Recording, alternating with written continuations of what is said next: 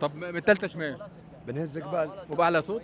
نشجع الابطال. فريق كبير. فريق عظيم اديله عمري. وبرضه قليل. اوه اوه اوه اوه اوه اوه. يا جدع اماراتي بجد. والله العظيم اماراتي. والله العظيم يا جماعه، اقسم بالله العظيم اول مره اشوفه في حياتي. شجع الاهلي يعني يمكن اكثر منك اهلاوي. انا مش قادر، مش مستوعب. انا والله شوف العظيم شوف مش شوف مستوعب. انا والله بقول العظيم انا مش بقول لك مستوعب. شيء، انا قول قول. نص العين والنص الثاني الاهلي. ليش حبيت الاهلي؟ فريق عظيم. فريق يعني كيف في تعرف اللي يقول لك روح الفانيلا الحمراء. انا حسيت هذه الروح دخلت فيني.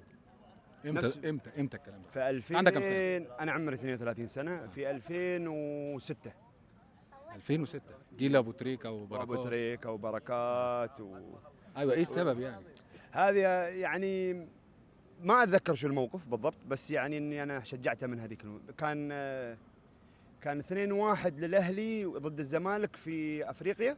نصف نهائي كاس افريقيا ايوه 2005. الحربيه. ايوه و2-0 في الاياب. 2 بركات في الاياب. من هذيك الايام انا اشجع الاهلي، لان كنا داخلين رهان انا وشخص. فالشخص قال لي ان شخص ولا شخص؟ لا شخص.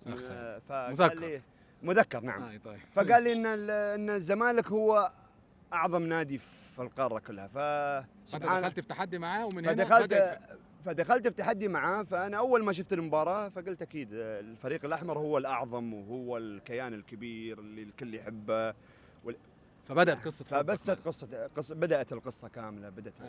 حضرت للاهلي ماتشات طبعا في الامارات، اكيد برا الامارات. ايوه برا مصر الترجي لما اظني خسرنا النهائي لو ولا فزنا 3-0 حضرت اللي خسرناه. ايوه حضرت الترجي، وكنت بروح المغرب بس ما صار نصيب يعني.